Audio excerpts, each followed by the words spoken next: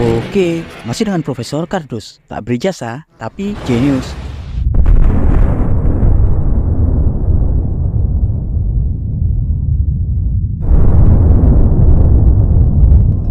Hasil ledakan nuklir merupakan hasil implosif kolosal yang melepaskan energi super dahsyat, baik berupa ledakan panas termal, pancaran radiasi nuklir, atau gelombang kejut bertekanan tinggi.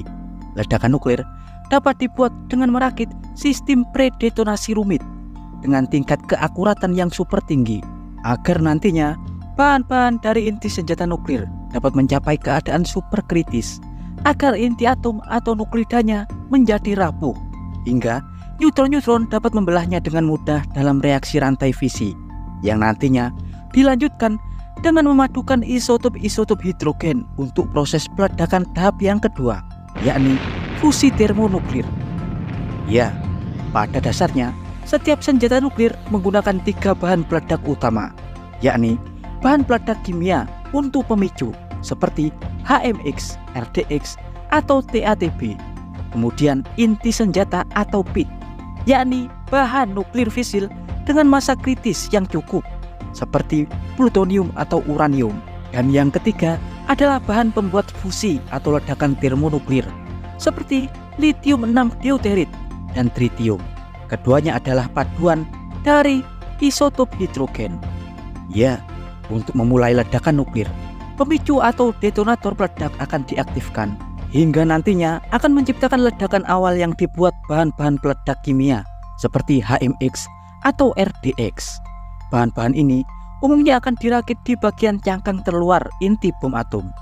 Cangkang peledak kimia ini berfungsi untuk menciptakan impuls energi kejut yang berfungsi untuk meremas PIT atau inti senjata nuklir yang terbuat dari bahan fisil plutonium atau uranium.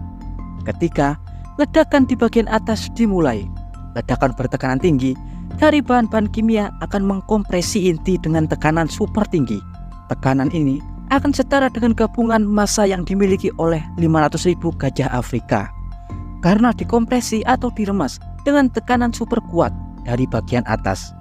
Inti setiap atom dari PIT akan memadat karena atom-atomnya akan saling berhimpitan. Dalam keadaan ini, inti atom akan sangat rapuh dan akan mengalami keadaan super kritis. Keadaan super kritis inilah yang nantinya memudahkan semburan neutron atau neutron-neutron yang dilepaskan oleh modular neutron untuk membombardir inti super kritis tersebut. Tiap hamburan neutron akan membelah setiap inti plutonium yang rapuh tersebut, hingga menciptakan ledakan berantai fisi nuklir awal, di mana di tahap selanjutnya ledakan fisi akan memicu isotop-isotop hidrogen seperti deuterium atau tritium untuk menghasilkan ledakan plasma fusi helium. Ya, setelah proses predetonasi sukses dilakukan dengan presisi, maka tahap selanjutnya adalah perilisan energi dari hasil reaksi nuklir. Asal Anda tahu, peledak fisi dan fusi dalam senjata nuklir, khususnya termonuklir, akan menghasilkan perilisan energi yang super sangat tinggi dalam waktu super singkat. Ya, emisi pelepasan radiasi super kuat atau awal disebut dengan spontaneous emission atau emisi spontan. Emisi spontan umumnya tercipta dari pelepasan energi kinetik pembelahan nuklida aktif, di mana pada keadaan itu elektron-elektron pada setiap inti atom unsur radioaktif akan mendapatkan energi ekstra, hingga kemudian memancarkan pitra elektromagnetik. Ya, ketika elektron-elektron mendapatkan energi ekstra, elektron-elektron tersebut akan mengalami eksitasi atau menghasilkan pulsa cahaya tampak yang sangat menyilaukan. Kilat atau flash cahaya yang diciptakan eksitasi elektron dapat membutakan mata Anda dalam sekejap. Proses ini terjadi ketika sebuah elektron di kulit luar inti atom akan menyerap sebagian besar energi. Pada keadaan itu, elektron tersebut akan melompat ke keadaan yang lebih tinggi di inti atom terluarnya, dan kemudian akan kembali ke posisinya semula dengan cara memancarkan paparan radiasi di rentan spektrum inframerah dan sinar gamma. Proses inilah yang menghasilkan kilatan cahaya yang membutakan mata. Proses ini akan mirip ketika arus elektron dilewatkan melalui filamen tungsten pada sebuah lampu pijar yang dapat menghasilkan cahaya tampak yang menyilaukan. Pada lampu pijar, keadaan elektron hanya mendapatkan pengaruh thermal sekitar 3.500 hingga 4.000 derajat Celcius saja. Tapi pada ledakan nuklir, elektron-elektron akan mendapatkan paparan thermal hingga di kisaran ratusan juta derajat Celcius. Hal itu tentu sangat menggairahkan elektron dan akan mengeksitasi hingga akan memancarkan berbagai jenis paparan seperti sinar X, sinar UV, atau inframerah hingga sinar gamma. Pancaran radiasi spontan dari eksitasi elektron selain menyebabkan kebutaan, hal itu dapat menghasilkan luka bakar lebih dari tingkat 3. Bahkan dalam keadaan ledakan nuklir, paparan eksitasi elektron dapat menguapkan cat kendaraan secara seketika, seperti pada video ini, di mana kendaraan militer yang berjarak beberapa mil dari ground zero seketika hilang warnanya karena paparan energi sinar X dan sinar UV. Ya, setelah perilisan emisi spontan, tahap selanjutnya adalah pembentukan bola api plasma super dahsyat. Ketika pereaksian fisi dan fusi terbentuk, hal itu akan menghasilkan suhu dan tekanan setara dengan interior matahari, bahkan ratusan juta derajat Celcius, di mana luas bola plasma akan tergantung dengan ukuran bom termonuklir tersebut. Pada bom SAR bomba, bom termonuklir terbesar di dunia, luas plasma awal melebihi 15 km dengan paparan gelombang kejut dan radiasi seluas ratusan kilometer. Bola plasma nuklir terbentuk ketika udara dan berbagai materi di sekitar ground zero terionisasi suhu ultra tinggi, sehingga menghasilkan bola termal dengan suhu ratusan juta derajat Celcius. Hal ini jauh berbeda pada ledakan senjata konvensional yang hanya memiliki residu ledakan hanya di kisaran suhu 5000 derajat Celcius. Ledakan awal akan membentuk bola karena perilisan reaksi fisi atau fusi akan memancar ke segala sudut 3 dimensi. Setelah ledakan bola plasma dahsyat, blast wave atau gelombang kejut selanjutnya akan muncul dan akan mengempaskan segala sesuatu dengan radius puluhan kali lipat dari radius bola plasma. Gelombang kejut terjadi ketika udara di sekitar memanas dan mengembang dengan cepat.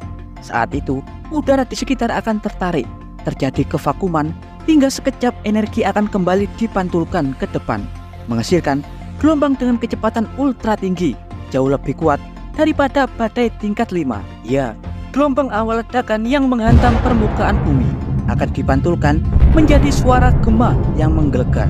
Gelombang kejut tersebut berkekuatan ribuan kali lipat daripada tekanan atmosfer normal. Tekanan ini seketika akan melemparkan apa saja di depannya, termasuk gedung-gedung besar yang kokoh.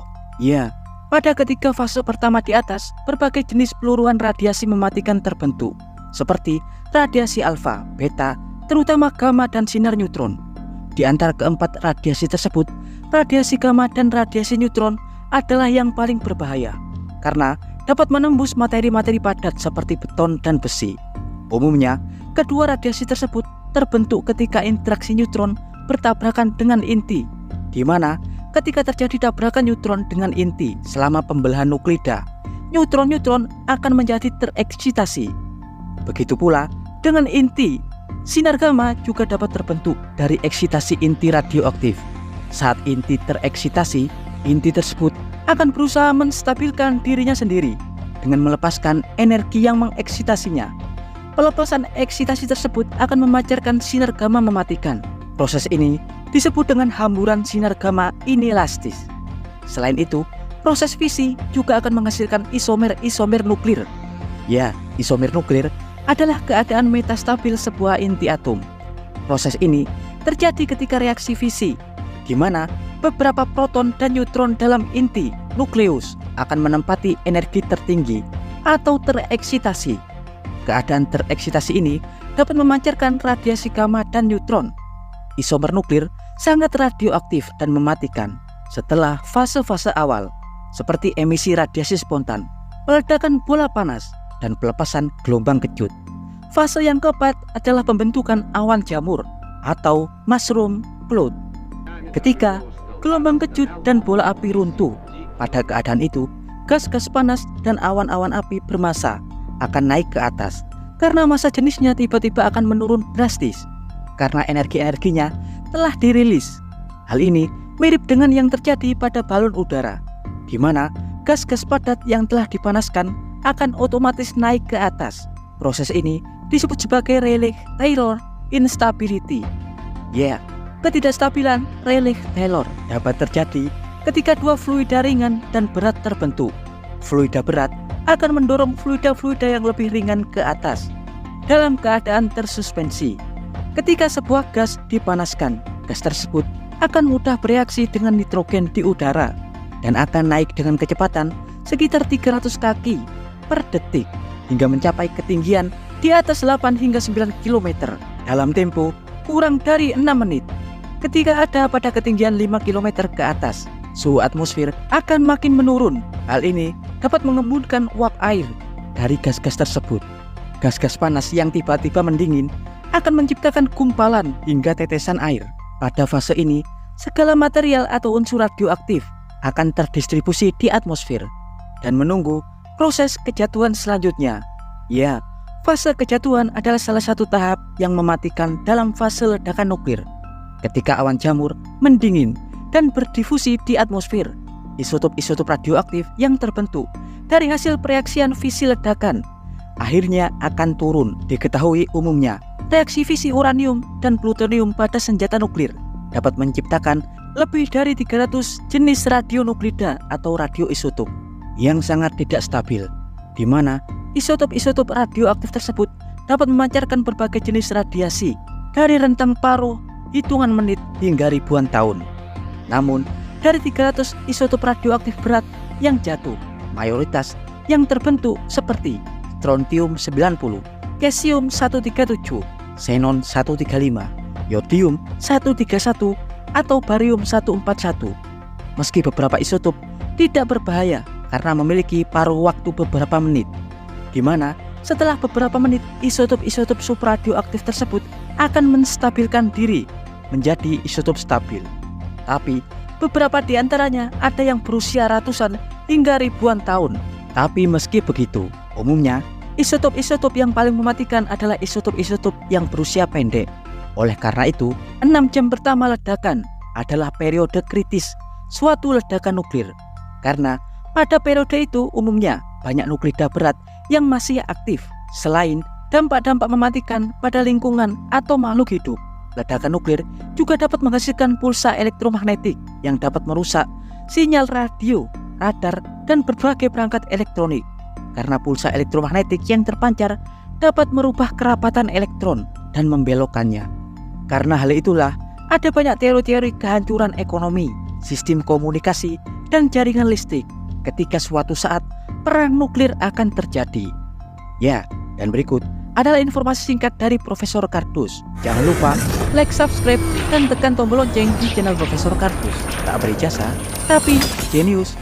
Profesor Kardus dari Bikini Atoll mengabarkan